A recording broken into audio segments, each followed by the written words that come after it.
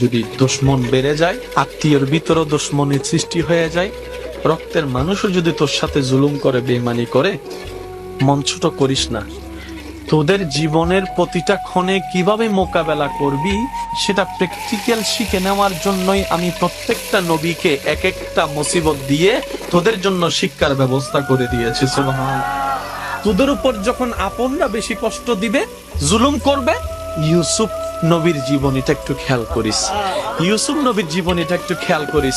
ওনার আপন রক্তের ভাইয়েরা কি পরিস্থিতি ওনাকে করেছিল যে কূপের মধ্যে ছোট বাচ্চাকে ফেলে দিয়েছে, কিন্তু আমি রব তাদের সেই প্ল্যানিংটাকে নষ্ট করে দিয়ে যারা ওনাকে কূপে ফেলে ধ্বংস করে দিতে চেয়েছিল, আমি সেই ইউসুফকে মিশর পর্যন্ত পৌঁছাই দিয়েছি। জগৎ ওনাকে অপরাধী ভেবে, অপরাধী মনে করে জেলখানায় বন্দী বানিয়েছে। ওনার ধৈর্য শুকরের কারণে আমি আল্লাহ ইউসুফ নবীকে রাজার সিংহাসনে বসিয়ে দিয়েছি।